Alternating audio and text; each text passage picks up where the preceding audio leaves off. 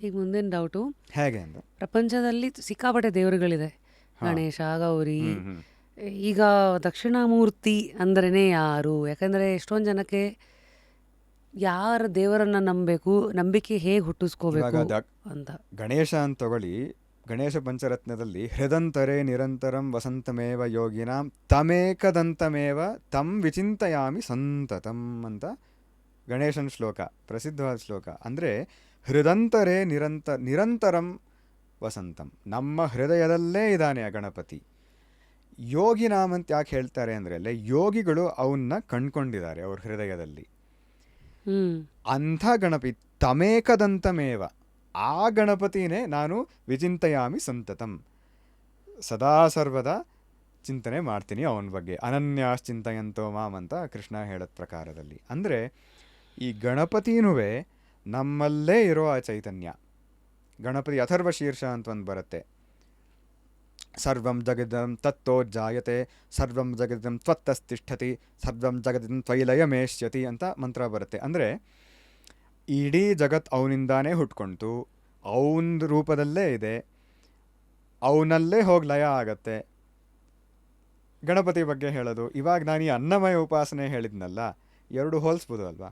ಅನ್ನದಿಂದಾನೇ ಎಲ್ಲ ಬಂತು, ಅನ್ನ ರೂಪದಲ್ಲೇ ಎಲ್ಲ ಇದೆ, ಆಮೇಲೆ ಅನ್ನಕ್ಕೆ ಹೋಗಿ ಸೇರುತ್ತೆ. ಗಣಪತಿಗೂ ಇದಕ್ಕೂ ಒಂದು 1-to-1 ಕರೆಸ್ಪಾಂಡೆನ್ಸ್ ಇದೆ ಈಗ. ಸೊ ಹಂಗಿದ್ರೆ ಇದೆಲ್ಲವೂ ಕಮಿಂಗ್ ಅಂಡರ್ ದಿ ಅಂಬ್ರಲ್ಲ ದೇವನೊಬ್ಬ ನಾಮ ಹಲವು. ನಮ್ಮ ಶಾಸ್ತ್ರದಲ್ಲಿ ಬಂದಿರೋ ದೇವರು ಒಬ್ಬೊಬ್ರೂ ಅವ್ರು ಎಲ್ರೂ ಈ ಬ್ರಹ್ಮವಸ್ತುವ ಪ್ರತೀಕ. ಗಣಪತಿ ಅಥರ್ವ ಶೀರ್ಷಕ್ಕೆ ಹೋದರೆ ಅಷ್ಟು ಹೇಳೋದು ದಕ್ಷಿಣಾಮೂರ್ತಿ ತತ್ವನೇ. ಗೌರಿ ಪುರಾಣಕ್ಕೆ ಹೋಗಿ ಅಥವಾ ವೇದದಲ್ಲಿ ಎಲ್ಲಿ ಬರುತ್ತೋ, ಅರುಣೋಪನಿಷತ್ತು ಎಲ್ಲಿ ಬರುತ್ತೋ ಅದು ಹೇಳೋದು ಈ ದಕ್ಷಿಣಾಮೂರ್ತಿ ತತ್ವನೇ. ಶಿವ ಅಂತೂ ಕೇಳದೇ ಬೇಡ, ವಿಷ್ಣು ಅಂತೂ ಕೇಳದೇ ಬೇಡ. ನಾರಾಯಣ ಸೂಕ್ತದಲ್ಲಿ ಏನು ಬರುತ್ತೆ, ಅಂತರ್ಬಹಿಶ್ಚ ತತ್ಸರ್ವಂ ವ್ಯಾಪ್ಯ ನಾರಾಯಣ ಸ್ಥಿತಃ ಅಂತ. ನಮ್ಮ ಒಳಗಡೆ ಇರೋದು, ಆಮೇಲೆ ಹೊರಗಡೆ ಇರೋದು, ವ್ಯಾಪ್ಯ ಅದಷ್ಟನ್ನು ವ್ಯಾಪಿಸ್ಕೊಂಡಿರೋದು ಯಾರು ಅಂದರೆ ನಾರಾಯಣ. ಅಷ್ಟಮೂರ್ತಿ ಧ್ಯಾನ ಬಂತಲ್ಲ ಇಲ್ಲಿ. ಸೊ ಇಷ್ಟೊಂದು ದೇವರುಗಳ ವೆರೈಟಿ ಯಾಕೆ ಅಂತ ಬರುತ್ತೆ ಮುಂದೆ. ಫೇವ್ರೆಟ್ ಅಂತಿರುತ್ತೆ. ನನಗೆ ಆನೆಗಳ ಬಗ್ಗೆ ತುಂಬ ಇಷ್ಟ, ಸೊ ನಾನು ಗಣಪತಿ ಉಪಾಸನೆ ಮಾಡ್ತೀನಿ. ನನಗೆ ಹುಲಿ ಬಗ್ಗೆ ತುಂಬ ಇಷ್ಟ, ನರಸಿಂಹ ಉಪಾಸನೆ ಮಾಡ್ತೀನಿ. ಸೊ ಇದು ಹೆಂಗಂದ್ರೆ ಎಲ್ಲಾನು ಸ್ವೀಟೇ. ಈಗ ಸ್ವೀಟ್ ಅಂಗಡಿಗೆ ಹೋದ್ರೆ ಒಂದು ಜಿಲೇಬಿ, ಜಾಂಗೀರು, ಕಾಜು ಕಟ್ಲಿ ಹೇಗಿರತ್ತೋ ಎಲ್ಲಾದ್ರೂ ಮೂಲ ಅದೇ. ಒಂದು ಒಂದು ದಾಹ, ಒಂದು ಚಪಲ, ಹೌದು ಹೌದು ಹೌದು, ಒಂದು ರುಚಿ. ಮನಸ್ಸು ಒಂದ್ ಕಡೆ ಹೋಗಿ ನಿಲ್ಲಬೇಕಲ್ಲ, ಅದಕ್ಕೆ ಈ ದೇವರೆಲ್ಲ ಹೇಳಿದ್ದಾರೆ. ಆದರೆ ಇದಕ್ಕಿಂತ ಅನುಕೂಲವಾದ ಯಾವುದು ಅಂದರೆ ಈ ಅಷ್ಟಮೂರ್ತಿ ಧ್ಯಾನ. ಯಾಕಂದರೆ ಆ ಫಾರ್ಮು ಅದೆಲ್ಲ ತೊಗೊಂಬಿಡೋದು ಸ್ವಲ್ಪ ಕಷ್ಟ. ಯಾರು ಪರಮ ಭಕ್ತರಿದಾರೋ ಅವ್ರಿಗೆ ಪರವಾಗಿಲ್ಲ, ಗಣಪತಿನೇ ನನ್ನ ಮನಸ್ಸಿನಲ್ಲಿರುತ್ತೆ, ಗಣಪತಿ ಬಿಟ್ಟು ಇನ್ನೊಂದು ಬರಲ್ಲ, ಹಾಗಾದರೆ ಪರವಾಗಿಲ್ಲ. ಅಂದರೆ ಎಲ್ಲೋ ಹೋಗ್ತಿದ್ದೀನಿ, ಅದೇನೋ ನೋಡ್ತೀನಿ, ಅವಾಗೇನಾಯಿತು, ಹೋಯಿತು, ನಿರಂತರವಾದ ಧ್ಯಾನ ಹೋಯಿತು ಅಲ್ಲಿ. ಆದರೆ ಈ ಅಷ್ಟಮೂರ್ತಿ ಧ್ಯಾನ ಇಲ್ಲ. ಪೃಥ್ವಿ ತತ್ವ ಇವತ್ತು ನಾನು ಹಿಡ್ಕೋತೀನಿ ಅಂತ ಹೋದರೆ ಬೆಳಗಿಂದ ರಾತ್ರಿ ತನಕ ನನಗೆ ಕಾಣೋದು ಬರೀ ಪೃಥ್ವಿ ತತ್ವನೇ. ಸೊ ಆ ದೀರ್ಘಕಾಲ ನೈರಂತರ್ಯ ಅಂತ ಧ್ಯಾನದ ಬಗ್ಗೆ ಏನು ಹೇಳ್ತೀವೋ ಸಹಜವಾದ ಸಿದ್ಧಿಸ್ಬಿಡುತ್ತೆ ಇಲ್ಲಿ. ಅಷ್ಟೊಂದು ಎಫರ್ಟ್ ಹಾಕಬೇಕಾಗಿಲ್ಲ, ಈಸಿಯಾಗಿ ಮಿನಿಮಲ್ ಎಫರ್ಟ್. ಈ ಮ್ಯಾನಿಫೆಸ್ಟೇಷನ್ ಧ್ಯಾನ ಹೇಳಿದ್ನಲ್ಲ ಈಗ, ಸರ್ವಂ ಅನ್ನಂ ಪ್ರಾಪ್ನುವಂತಿ, ಎಷ್ಟು ಸುಲಭ ಅದು. ಇದರ ಬಗ್ಗೆ ಇದು ಇದು ಇದು ಮನಸ್ಸಿಗೆ ತಗೊಂಬರೋದು. ಸೊ ಎಷ್ಟೊತ್ತು ಎಷ್ಟೊತ್ತಂತ ಆ ಥರ ಏಕಾಗ್ರತೆ ಬರೋ ತನಕ ಅಂತ ಹೇಳ್ತೀನಿ. ಏಕಾಗ್ರತೆ ಬರ್ಸೋಕ್ಕೆ ಎಷ್ಟೊತ್ತು ಮಾಡಬೇಕು, ಅದು ನಮ್ಮ ವಾಸನೆಗಳು ಕರ್ಮಕ್ಕೆ ಅನುಸರಿಸಿದೆ ಅದು. ಸೊ ಈಗ ದಕ್ಷಿಣಾಮೂರ್ತಿ ಯಾರು? ತುಂಬ ಇದೆ ಇಲ್ಲಿ. ಹಿ ಫೇಸಸ್ ಟುವರ್ಡ್ ಸೌತ್, ಬಾಕಿ ಎಲ್ಲ ಡೇಟಿಗಳು ಪೂರ್ವಕ್ಕೆ ಮುಖ ಮಾಡಿದರೆ ಅಂತ. ಸೊ ಯಾರೀ ದಕ್ಷಿಣಾಮೂರ್ತಿ? ಮೂರ್ತಿ ಅನ್ನೋ ಶಬ್ದಕ್ಕೆ ಮುಖ, ದ್ವಾರ ಅಂತ ಹೇಳ್ತೀವಿ. ದಕ್ಷಿಣ ಅನ್ನೋ ಶಬ್ದಕ್ಕೆ ಜ್ಞಾನ. ಯಾತ್ರೋ ಜ್ಞಾನ ಅಂದರೆ ನಮ್ಮೊಳಗಡೆನೆ ಇರೋ ಆ ಆನಂದದ ಸಮುದ್ರ ಜ್ಞಾನ. ಓಹೋ. ದಕ್ಷಿಣಾಮೂರ್ತಿ ಅಂದರೆ ಆ ಗುರು ಮುಖಾಂತರ, ಗುರುದ್ವಾರ, ಗುರುವಿನ ಅನುಗ್ರಹ ದ್ವಾರ ಈ ಆನಂದದ ಅರಿವು ನಮಗೆ ಉಂಟಾಗತ್ತೆ. ಅಂದರೆ ನಮ್ಮದೇ ಆನಂದ ನಾವು ಪಡ್ಕೊಳ್ತೀವಿ. ಯಾದ್ರಿಂದ ಅಂದರೆ ದಕ್ಷಿಣಾಮೂರ್ತಿಯಿಂದ ಅಂತ. ದಕ್ಷಿಣ ಯಾಕೆ? ಜ್ಞಾನ ಅದರದ್ದು ಇದು. ದಕ್ಷಿಣದ ಅರ್ಥ ಈಸ್ ಜ್ಞಾನ, ಜ್ಞಾನದ ದ್ವಾರ. ಅದನ್ನ ನೀವು ಸೌತ್ ಅಂತ ಜ್ಞಾನಕ್ಕೆ ದಕ್ಷಿಣಾಮೂರ್ತಿ ದ್ವಾರ. ಆ ಜ್ಞಾನ ಯಾರಿಂದ ಬರುತ್ತೆ ಅಂದರೆ ಗುರುವಿಂದಾನೇ ಬರುತ್ತೆ. ಸೊ ಈ ದಕ್ಷಿಣಾಮೂರ್ತಿ ಯಾರು ಅಂದರೆ ನಮ್ಮೊಳಗಡೆನೇ ಇರೋ ಗುರು ಅಂತ ಹೇಳ್ಬೇಕು ನಾವು.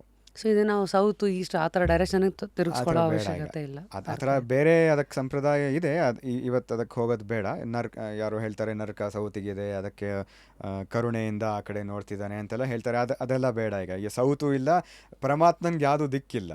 ಸರಿ. ಸರ್ವವ್ಯಾಪನಾದ ಪರಮಾತ್ಮನಿಗೆ ಸೌತ್ ಯಾವುದು, ನಾರ್ತ್ ಯಾವುದು? ನೀವು ನಾರ್ತ್ ಪೋಲ್ಗೆ ಹೋದರೆ ಸೌತ್ ಯಾವುದು?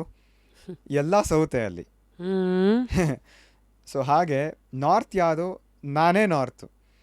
ಸೊ ಹಾಗೆ ದಕ್ಷಿಣಾಮೂರ್ತಿಗೆ ಯಾವುದು ದಿಕ್ಕಿಲ್ಲ, ಅವನು ಅಜ್ಞಾನ ಮೂರ್ತಿ, ಆ ಥರ ತಗೊಳ್ಬೋದು. ಸರಿ. ಇವಾಗ ದಕ್ಷಿಣಾಮೂರ್ತಿ ಅಂದರೆ ಏನು ಅಂದರೆ, ಒಂದು ಉದಾಹರಣೆಗೆ ಮೂಲಕ ಹೇಳ್ತೀನಿ. ಒಂದು ಗೋಲ್ಡ್ ಕಾಯಿನ್, ಶಾಸ್ತ್ರ ಉದಾಹರಣೆ ಹೇಳುತ್ತೆ. ಒಂದು ಗೋಲ್ಡ್ ಕಾಯಿನ್ನ ನೀವೆಲ್ಲೋ ಇಟ್ಟಿದ್ದೀರಿ ಅಂತ ಇಟ್ಕೊಳ್ಳಿ.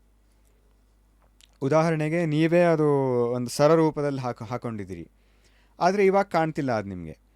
ಅಷ್ಟೇ ಅಲ್ಲ, ಅಲ್ಲಿಟ್ಬಿಟ್ಟು ನೀವು ಮರ್ತೋಗ್ಬಿಟ್ಟಿದ್ದೀರಾ, ಏನೋ ಗಡಿಬಿಡಿಯಿಂದ ಮರ್ತೋಗ್ಬಿಟ್ಟಿದ್ದೀರಾ ನೀವು. ನಿಮಗೆ ಗೊತ್ತು, ಅದು ಯಾರಿಗೂ ಗೊತ್ತಿಲ್ಲ ಅದು. ಇವಾಗ ನೀವು ಐ ವಾಂಟ್ ಆ ಗೋಲ್ಡ್ ಕಾಯಿನ್ ಬೇಕು ಅಂತ ಹುಡುಕ್ತಾ ಇದ್ದೀರಿ. ಸರಿ. ಅಂದರೆ ಏನಿಲ್ಲಿ, ನಾನು ಆ ಗೋಲ್ಡ್ ಕಾಯಿನ್ ಪಡ್ಕೊಳ್ಬೇಕು ಅಂತ ಇದೆ ಮನಸ್ಸಿನಲ್ಲಿ. ಅಷ್ಟೇ ಅಲ್ಲ, ಅದು ಎಲ್ಲಿದೆ ಅಂತ ನನಗೆ ಗೊತ್ತಿಲ್ಲ, ಅದರ ಜ್ಞಾನ ನನಗೆ ಬೇಕು ಅಂತ. ಅಂದರೆ ಎರಡು ಬಂತಿಲ್ಲಿ, ಆ ವಸ್ತುವನ್ನು ಪಡ್ಕೊಳ್ಬೇಕು, ಆ ವಸ್ತು ಜ್ಞಾನವನ್ನು ಪಡ್ಕೊಳ್ಬೇಕು. ಆದರೆ ನಿಜವಾಗ್ಲೂ ಏನಾಗುತ್ತೆ ಅಂದರೆ, ಒಂದು ಕಡೆ ಶಾಂತವಾಗಿ ಕೂತ್ಕೊಂಡಾಗ ಬೇರೆ ಮನಸ್ಸಿನ ಚಟುವಟಿಕೆಗಳು ಅಥವಾ ಭಯ ಇದೆಲ್ಲ ಏನೇನು ನಡೀತಿದೆಯೋ ಮನಸ್ಸಿನಲ್ಲಿ, ಅದೆಲ್ಲ ಶಾಂತವಾದಾಗ ನಮಗೆ ಆ ಅರಿವು ಉಂಟಾಗತ್ತೆ. ಓ, ಸ್ಮರಣೆ ಉಂಟಾಗತ್ತೆ. ಅದೇ ಆ ದಕ್ಷಿಣಾಮೂರ್ತಿ, ಆ ಸ್ಮರಣೆ. ಅಂದ್ರೆ ಏನಾಯಿತು, ಆ ಜ್ಞಾನ ನಮ್ಮಲ್ಲೇ ಇದೆ, ಆ ವಸ್ತು ನಮ್ಮದೇನೆ, ಬೇರೆಯವ್ರು ನಮ್ಗೆ ಅದು ಹೇಳ್ಕೊಡ್ಬೇಕು ಅಂತಲ್ಲ. ಆ ಶಾಂತವಾದ ಸ್ಥಿತಿಯಲ್ಲಿ ಆ ಜ್ಞಾನ ರೂಪದಲ್ಲಿ ನಮ್ಮದೇ ಸ್ವರೂಪ ಸ್ಫುರಣೆ ಆಗ್ತಾನೆ, ಅದು ದಕ್ಷಿಣಾಮೂರ್ತಿ. ಹಾಗೆ ಆ ಗೋಲ್ಡ್ ಕಾಯಿನ್ ಅನ್ನು, where is the gold coin ಅಂತ ಕೇಳಿದರೆ, ಆ ಜ್ಞಾನ ನಿಮ್ಮಲ್ಲೇ ಇತ್ತು, ಬೇರೆ ಮನಸ್ಸಿನ ತವಕಗಳಿಂದ ಮುಚ್ಚಿತ್ತು. ಯಾವಾಗ ಅದೆಲ್ಲ ಹೋಗುತ್ತೋ ಅದೇ ಜ್ಞಾನ ಸ್ಫುರಣೆ ಆಗುತ್ತೆ ಸ್ಮರಣ ರೂಪದಲ್ಲಿ. ತರಂಗಗಳಿಲ್ಲದ ಒಂದು ಅಂತರಂಗವನ್ನು ಬೆಳೆಸ್ಕೊಳ್ಳೋದು ಹೇಗೆ? ಯಾಕಂದರೆ ತರಂಗಗಳಂದರೆ ಇದೇನಾ ಗೊಂದಲ, ಎಲ್ಲದು ಏನೇ ಮನಸ್ಸಿನ ಕ್ರಿಯಾ ಅಂತ ತಗೊಳ್ಬೋದು. ಈ ಹಂತ ಆ್ಯಂಗರು, ಸ್ಥೂಲವಾದ ತರಂಗಗಳು ಅವೆಲ್ಲ. ಇನ್ನು ಸ್ವಲ್ಪ ಸೂಕ್ಷ್ಮವಾದ ಅಂದರೆ ಈ ವಸ್ತುಗಳನ್ನು ಗ್ರಹಣೆ ಮಾಡೋದು ಇಂದ್ರಿಯಗಳ ಮೂಲಕ, ಅದು ತರಂಗಗಳೇನೆ. ಅದಷ್ಟು ಹೋಗಿಸ್ಬೇಕು. ಹೇಗೆ? ಎರಡು ರೀತಿ ಇದೆ. ಒಂದು ಬಹಿರಂಗ ಉಪಾಸನೆ, ಅಂತರಂಗ ಉಪಾಸನೆ ಅಂತ ಹೇಳ್ತಾರೆ. ನಮ್ಮ ಒಳಗಡೆ ಮಾಡೋ ಅಂತರಂಗೋಪಾಸನೆ ಯಾವುದು ಅಂದರೆ ಧ್ಯಾನ. ಒಂದು ಕಡೆ ಕೂತ್ಕೊಂಡು ಈ ಶ್ಲೋಕಗಳನ್ನು ತಗೊಂಡು ಧ್ಯಾನ ಮಾಡೋದು, ಅದು ಒಂದು. ಇನ್ನೊಂದು ಇದಕ್ಕೆ ಬಹುಮುಖ್ಯವಾದ ಯಾವುದು ಅಂದರೆ, ಪ್ರಪಂಚದಲ್ಲಿ ನಾವು ವ್ಯವಹಾರ ಮಾಡುವಾಗ ವಿವೇಕ ತಗೊಂಬರೋದು. ಒಂದು ಉದಾಹರಣೆ ಆಗಲೇ ಕೊಟ್ಟೆ. ಈ ಚಾಕ್ಲೇಟ್ ಅಥವಾ ಜಿಲೇಬಿ ತಿನ್ನುವಾಗ ಆನಂದ ಎಲ್ಲಿಂದ ಬಂತು, ವಸ್ತು ಎಲ್ಲಿಂದು, ಇದೆರಡಕ್ಕೂ ಸಂಬಂಧ ಏನು ಅಂತ, ಈ ವಿವೇಕ. ಇನ್ನೊಂದು ಉದಾಹರಣೆಗೆ ಕೊಡ್ತೀನಿ. ಕೆಲವು ಸಲ ನಮಗೆ ಈ ತರಂಗಗಳು ಯಾವಾಗ ತುಂಬ ಹೆಚ್ಚಾಗತ್ತೆ ಅಂದರೆ ಈ ಕೋಪದ ಸಂದರ್ಭದಲ್ಲಿ, ಅಸೂಯೆ, ಕೋಪ, ಇದೆಲ್ಲ ಈ ನೆಗೆಟಿವ್ ಇಮೋಷನ್ ಅಂತ ಏನು ಹೇಳ್ತೀವೋ, ಅದಕ್ಕೊಂದು ರಾಮಬಾಣ ಈ ದಕ್ಷಿಣಾಮೂರ್ತಿ ಅಷ್ಟಕದ 4ನೇ ಶ್ಲೋಕ. ಏನದು? ಆ ಶ್ಲೋಕ ಏನು ಹೇಳುತ್ತೆ ಅಂದರೆ, ಒಂದು ಉದಾಹರಣೆ ಕೊಡುತ್ತೆ. ನಾನಾ ಛಿದ್ರ ಘಟೋದರ ಸ್ಥಿತ ಮಹಾದೀಪ ಪ್ರಭಾ ಭಾಸ್ವರಂ ಅಂತ. ಒಂದು ನಾನಾ ವಿಧವಾದ ತೂತಗಳ ಕೊಡ ಮಡಿಕೆ, ಅದರಲ್ಲಿ ಒಂದು ದೀಪ ಇಡ್ತೀನಿ ನಾನು. ಆಮೇಲೆ ಜ್ಞಾನಂ ಯಸ್ಯತು ಚಕ್ಷುರಾಧಿಕರಣ ದ್ವಾರ ಬಹಿಸ್ಪಂದತೆ ಅಂತ 2ನೇ ಲೈನು. ಅಂದರೆ ಹಾಗೆ ಆ ಕೊಣದಲ್ಲಿರೋ ದೀಪ ಈ ತೂತುಗಳ ಮುಖಾಂತರ ಆಚೆ ಬರುತ್ತೆ. ಅಂದರೆ ಒಂದು ಸರ್ಕ್ಯುಲರ್ ತೂತ್ ಇದ್ದರೆ ಸರ್ಕ್ಯುಲರ್ ಬೀಮ್, ಸ್ಕ್ವೇರ್ ತೂತ್ ಅಂದರೆ ಸ್ಕ್ವೇರ್ ಬೀಮ್, ಈ ಥರ ಒಂದೇ ಬೆಳಕು ನಾನಾ ವಿಧವಾದ ಬೀಮ್ಗಳ ಥರ ಆಚೆ ಬರುತ್ತೆ ಅದು. ಹಾಗೇನೆ ನಮ್ಮೊಳಗಿರೋ ಆ ದಕ್ಷಿಣಾಮೂರ್ತಿ ಚೈತನ್ಯ ಆನಂದ ಬೇರೆ ಬೇರೆ ಇಂದ್ರಿಯಗಳ ಮೂಲಕ, ಕಣ್ಣು ಕಿವಿ ಮೂಲಕ ಬೇರೆ ಬೇರೆ ಜ್ಞಾನ ರೂಪದಿಂದ ಆವಿರ್ಭಾವ ಆಗುತ್ತೆ, ಹೊರಗಡೆ ಬರುತ್ತೆ. ಅಂದ್ರೇನು, ನಾನು ನೋಡ್ತೀನಿ ಕಣ್ಣು ಮೂಲಕ, ಕೇಳ್ತೀನಿ ಕಿವಿ ಮೂಲಕ ಅಂದರೆ ಅದೇ ಚೈತನ್ಯ ಕಣ್ ಮೂಲಕ ಆ ಚಕ್ಷುರ್ಜ್ಞಾನ ಹ್ಮ್ ರೂಪದಲ್ಲಿ ಬರುತ್ತೆ, ಹ್ಮ್ ಕಿವಿ ಮೂಲಕ ಆ ಶಬ್ದ ಜ್ಞಾನ. ಹ್ಮ್ ಹಾಗೆ ಒಂದೇ ಬೆಳಕು ಬೇರೆ ಬೇರೆ ತೂತಿಂದ ಆಚೆ ಬಂತೋ ಆ ಒಂದೇ ಚೈತನ್ಯ ಬೇರೆ ಬೇರೆ ಇಂದ್ರಿಯಗಳ ಮೂಲಕ ಈ ಜ್ಞಾನ ರೂಪದಲ್ಲಿ ಪ್ರಕಟ ಆಗುತ್ತೆ. ಸರಿ. ಇವಾಗ ಯಾಕೆ ಇದನ್ನು ಒಪ್ಪಬೇಕು ಅಂದರೆ, ಆ ಕೊಡದಲ್ಲಿ ದೀಪ ಇಲ್ಲದೆ ಇದ್ದಿದ್ರೆ ಈ ಕೊಡ ಬೆಳಗ್ತಿತ್ತ? ಇಲ್ಲ. ತೂತ್ಗಳು ಸ್ವತಃ ಬೆಳಕನ್ನು ಹೊರಪಡಿಸ್ತಿತ್ತ? ಇಲ್ಲ. ಅದಕ್ಕೆ ಸಾಮರ್ಥ್ಯ ಇಲ್ಲ. ಅದರಿಂದ ನಾವೇನು ಹೇಳಬೇಕು ಅಂದರೆ, ಈ ಮಡಕೆ ಹೊಳಿತಿದೆ, ಒಂದೊಂದು ತೂತಿಂದ ಲೈಟ್ ಆಚೆ ಬರ್ತಿದೆ ಅಂದರೆ ಒಳಗಡೆ ಬೆಳಕಿರಬೇಕು ಅಂತಾನೆ ಹೇಳ್ತೀವಿ. ಹಾಗೇನೆ ಒಂದು ಶವದಲ್ಲಿ ಈ ಕಣ್ಣು ಕಿವಿ ಯದ್ಯಪಿ ಇದ್ರೂ ನೋಡೋಕ್ಕಾಗಲ್ಲ, ಕೇಳೋಕ್ಕಾಗಲ್ಲ. ಪ್ರಾಣ ಶಕ್ತಿ ಅಂದ್ರೇನು? ನನ್ನ ದೇಹ ನೋಡೋಕ್ಕಾಗ್ತಿದೆ, ಕೇಳೋಕ್ಕಾಗ್ತಿದೆ. ಯಾಕೆ? ಇದಕ್ಕಿಂತ ಒಳಗಡೆ ಇರೋ, ಇದಕ್ಕಿಂತ ಬೇರೆ ಒಂದು ಚೈತನ್ಯ ನನ್ನಲ್ಲಿ ಇರಬೇಕು ಅಂತ. ಇದು ಬೇರೆ ಅಂದರೆ ವಿಶಿಷ್ಟವಾದ ಚೈತನ್ಯ ನನ್ನೊಳಗೆ ಇರಬೇಕು ಅಂತ. ಇದು ಒಂದು ಹಂತದ್ವಿ ಧ್ಯಾನಕ್ಕೆ ನಾವು ಉಪಯೋಗಿಸ್ಕೋಬೋದು. ಹೇಗೆ ಅಂದರೆ, ಸರಳವಾಗಿ ಹೇಳ್ತೀನಿ, ಇವಾಗ ನಮ್ಮ ಕಣ್ಣು ಕಿವಿ ಇದೆಲ್ಲ ಹೊರಗಡೆ ಜ್ಞಾನ ಪಡ್ಕೊಳ್ಳೋಕ್ಕೆ ಒಂದು ದ್ವಾರ. ಇದು ಇದ್ರ ಮುಖಾಂತರ ಹೊರಗಡೆ ಜ್ಞಾನ ಪಡ್ಕೊಳ್ತೀವಿ.